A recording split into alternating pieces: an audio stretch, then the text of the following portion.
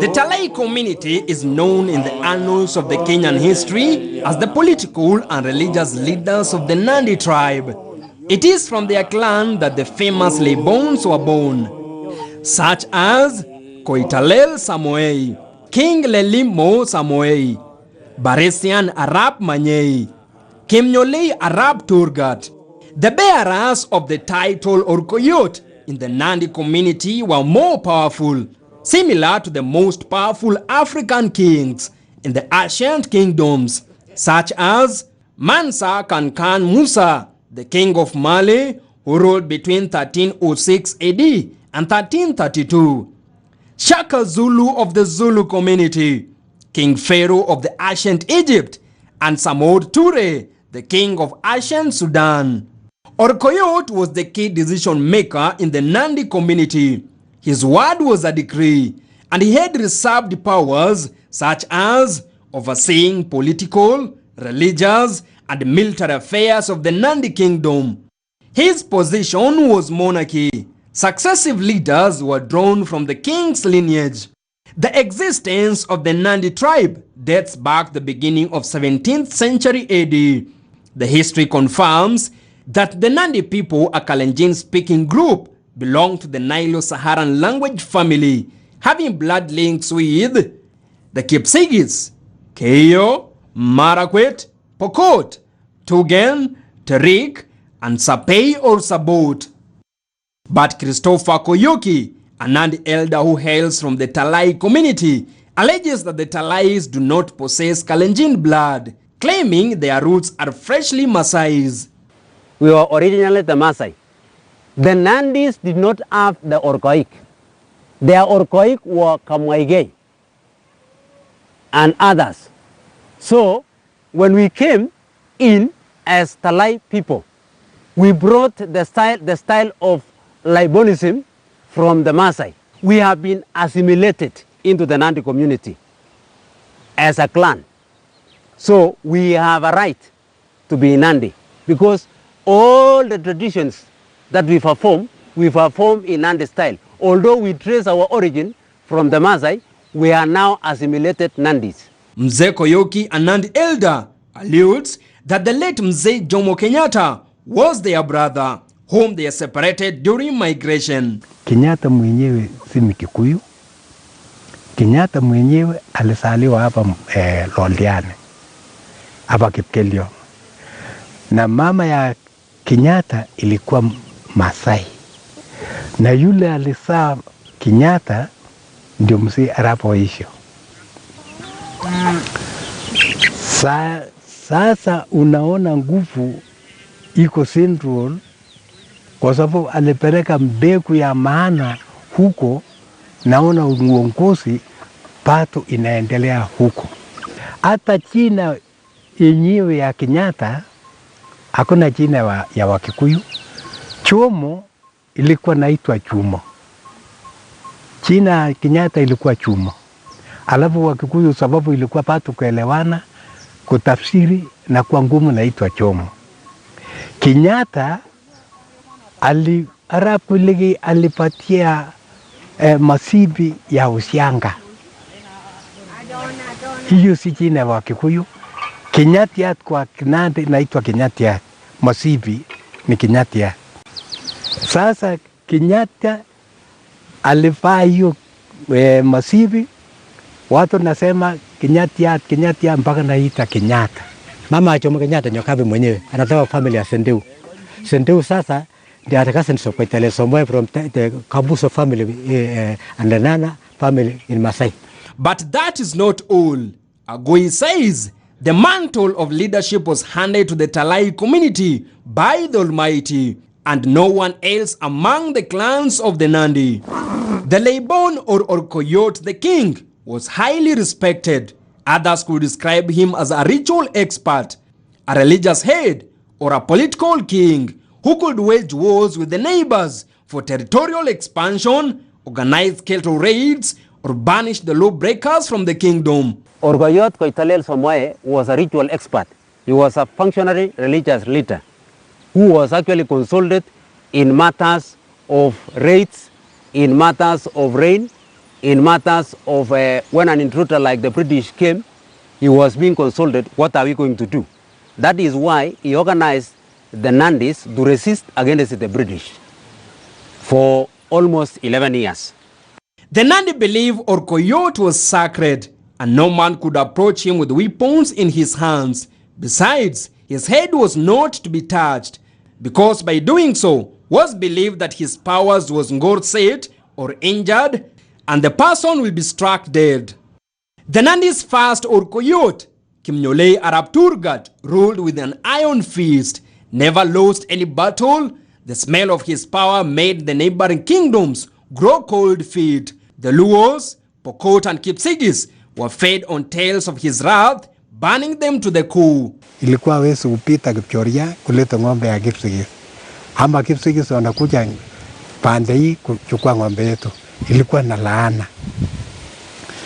Lakini hapa Keyo na Pokot ngawa ni yetu, tulikuwa naleta ng'ombe yao. The throne was highly guarded by the military Moran and the intelligence department, working hand in hand with his cabinet, known as Maotik, which played a key role of advisory to the king. The work of the warriors, the Morans, were being sent on raiding expedition from the neighboring communities, because the Nandis used to believe that without cattle, you are nobody.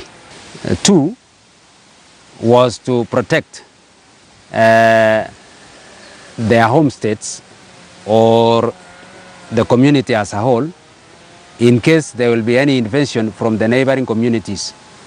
So their work was to retaliate in case of any invasion.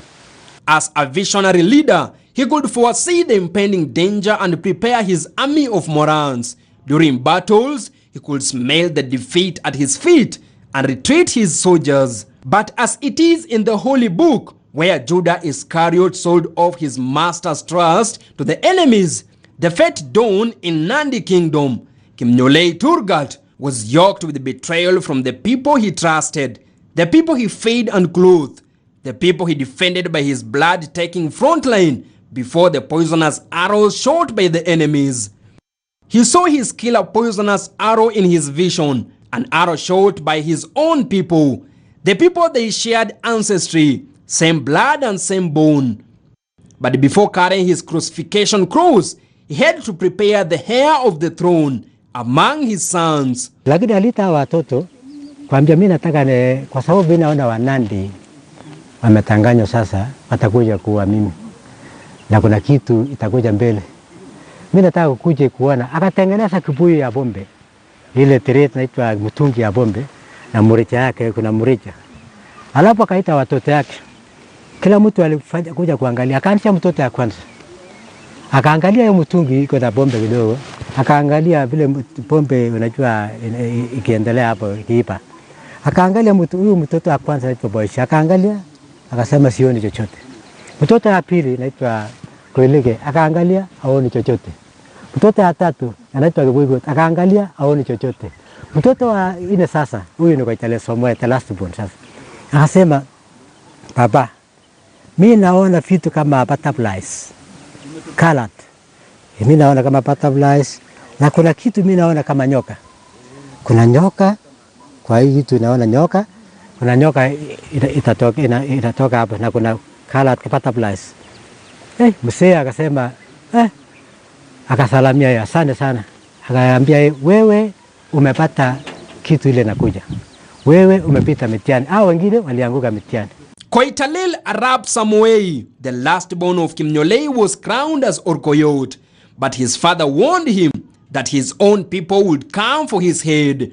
A revelation that the bold, fearless Samoei did not bow to. Ni mzee alikuwa anajua, alikuwa ameona, lakini alikuwa anataka kujua mtoto gani ataona. Huyu sasa the last born Koitalel Samoei ndiye alipita mitihani peke yake, akaona, akaambia huyu sasa inaitwa Wasungu. Wanatoka eastern side from Mombasa, na hawa watakuja kumaliza wewe, atakuja kuua. Why? Aliambia mimi nataka mtoke hapa Nandi, mtoroke. Wewe Koitalel Samoei, wewe utaenda Baringo, Tugen, hiyo ni site wa Baringo, na Elgeyo Marakwet tuongoza hawa.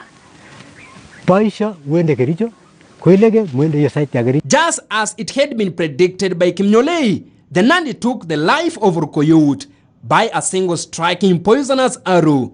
Hata baba yake aliwa na Wanandi. Tukafanya cleansing. Baada ya hiyo Wanandi walisaliti baba yake.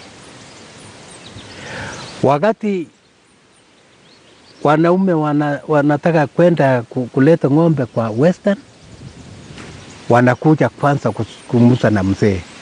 Na mzee Arap Turkana anamwambia usiende, Maasai anatoka huko juzi, so usijaribu kwenda. Na Wanandi wakapika kifua, nasema tutaenda, kwa sababu wanaume ili iko na nguvu hawasikii maneno. Kama saa hii wazee wakiambia hawa usifanye hii, wanasema hapana, sisi najua, wacha sisi tuende. Wakaenda, wakamaliza.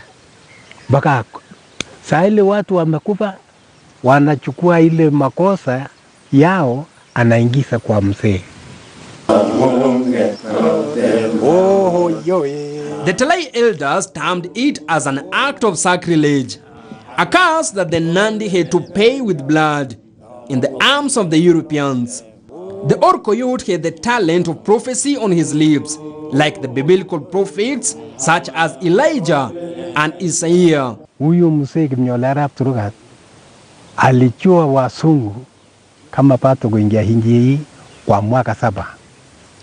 Koitalel Arap Samoei, a masculine, dark-tall son of Orkoiyot Kimnyolei Arap Turkana, the last-born son in a family of 5, was born with the leadership pulsating in his blood. Following his father's death, Koitalel had to break the vow he took never to return to the kingdom. Instead, he left his foster parents in Tugen to protect his rightful throne. Koitalel Samoei kupika Baringo, Kabarnet, kupika Elgeyo Marakwet, kupika Bogota, akasema hapana, hapa ni mbaya, siendi. Akarudi Nandi, akabusa amri ya baba yake. Hasa hapo ndio akakuja kuambia, sasa umekataa kuambia hawa Nandi watakuja kumsaliti, they will betray you. So wakati Koitalel Samoei aliitwa hapa, kuna mtu alibetray. Nikirudisha wewe nyuma kidogo. Kuna mtu alienda kuongea na Wasungu, akaambia yule mtu atashika wewe hivi kwa salamia, atavuta mkono, anataka kuua wewe. Sasa wakatanganya msungu mzee akatoa mkono yake hivi, akapiga risasi yule anasanya kuua Koitalel.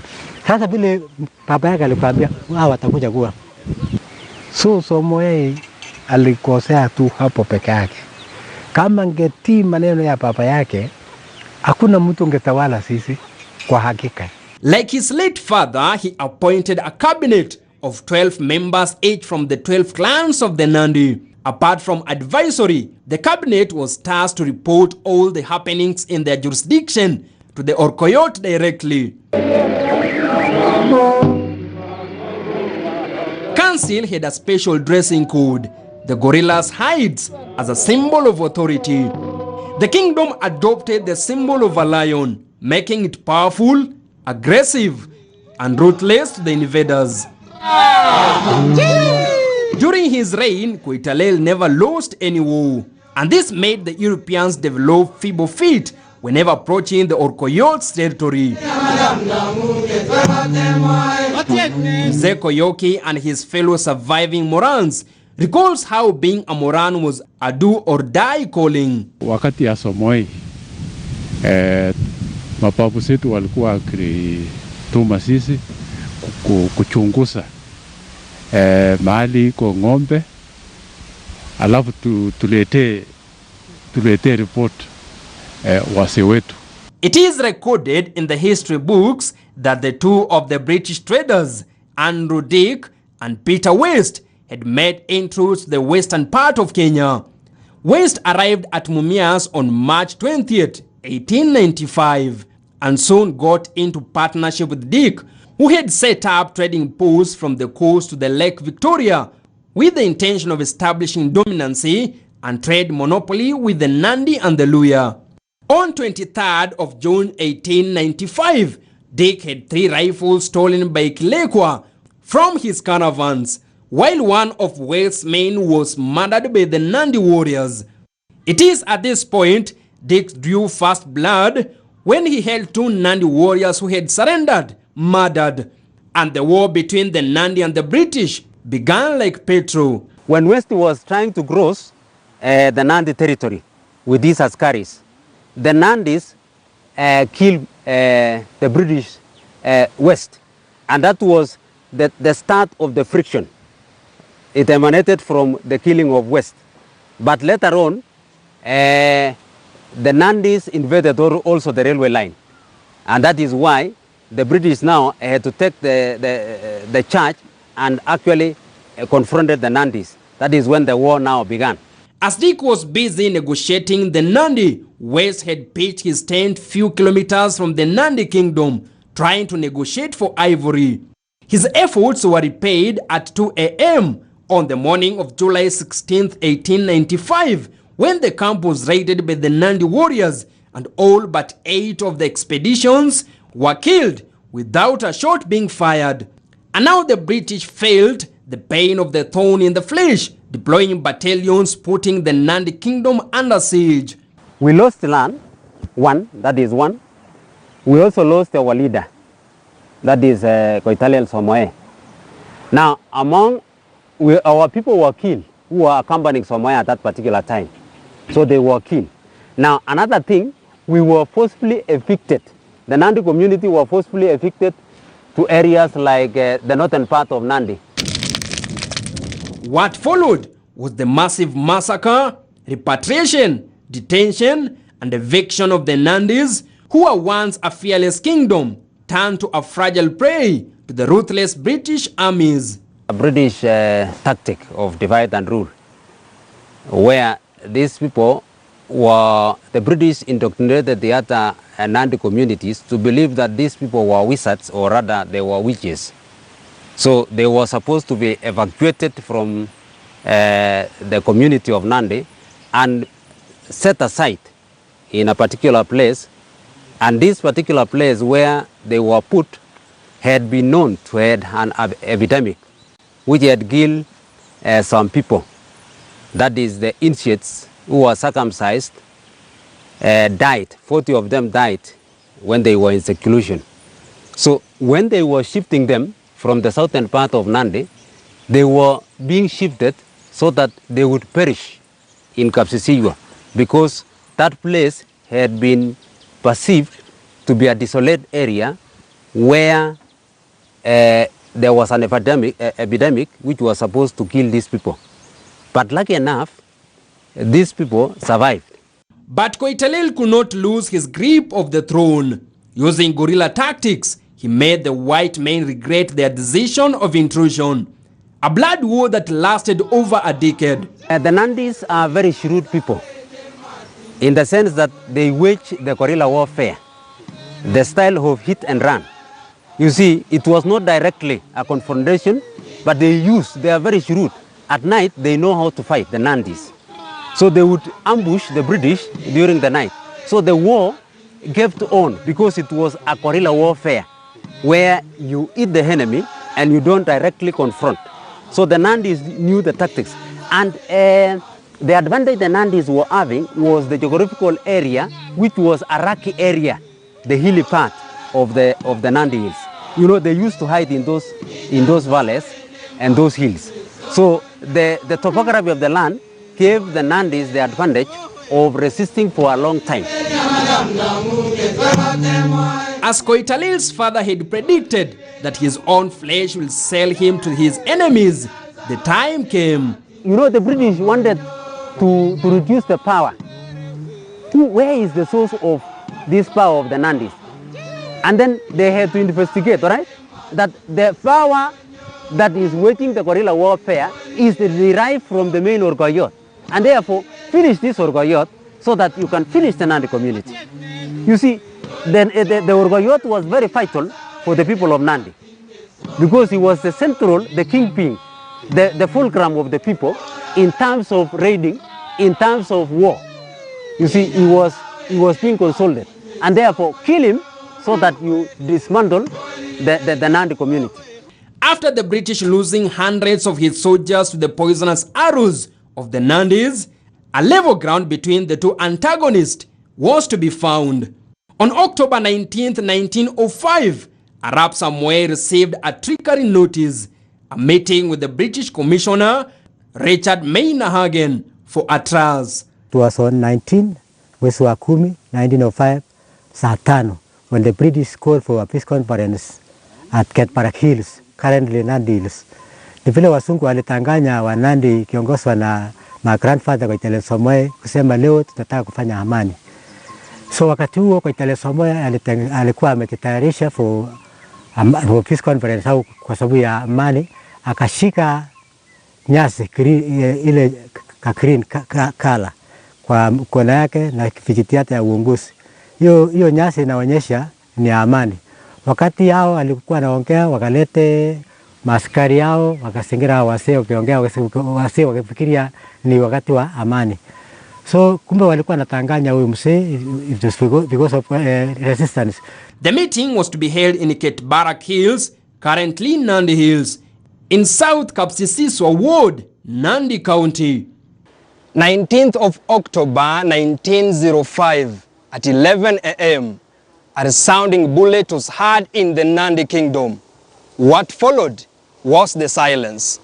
Koitalel Arap Samoei was pronounced dead, a British bullet that ended the warrior's life. Colonel Richard Sergeant, who was the commander by that time from Kaptumo, where it was a colonial headquarters, wakakuja hapo na maskari kuongeza na somebody called Manning. Manning was General Manning, alikuwa commander wa jeshi wa British. Sasa wakati huo walikuwa naongea, alafu unajua hawakuwa ni nani Koitalel Samoei. Sasa wakaitwa Koitalel Samoei akuje mbele ndio salimiane na commander General Manning. But the Nandi elders were against the scheme. The tough-headed Koitalel could not heed to the advice, not knowing a traitor within the kingdom had set a trap for him. Koitalel Arap Samoei had been advised not to shake hands because if he did, that would give him away as the leader. But he extended his hand and that was the end of him. Wakapika risasi Koitalel Samoei hapa wakapika wakamaliza. Baada ya kumaliza Koitalel Samoei, mahali tajukua nyinyi muone mahali hao wasungu waliua, tajukua baada after here nitajukua nyinyi. Hapa wakapiga risasi kila mtu, wakapiga cabinet secretary yake, tunaita mauti, wakapiga security forces wake walikuwa wanatoa Morans, Nandi warriors wakati huo walikuwa wanachukua Koitalel Samoei alikuwa na askari yake, walikuwa wanachunga yeye kama special allied forces vile tunaitanga Red Company. Hasa alikuwa na askari yake wa kuchunga msee. Wakapiga risasi wakaua hao watu, wakapiga risasi mother-in-law of Koitalel Samoei, Chemurungu, inaitwa Chemurungu family. Wakapiga mother-in-law risasi, huyo akatoroka akaenda akukufa kuenda mbali. As it is in the narrative of betrayal in the city, Kimnyolei and his son Samoei were betrayed by his tribesmates during the colonial period. At that particular time, there was confusion because Samoei had been killed and their people were to disperse because there was no a leader, the central, the kingpin of the people who was supposed to organize the rebellion. Yeah. So that's the reason why. That is why the Nandi had to, their hearts melted when the male Orgoyot was killed. It is close to 100 years after the slaying of the Nandi's legend.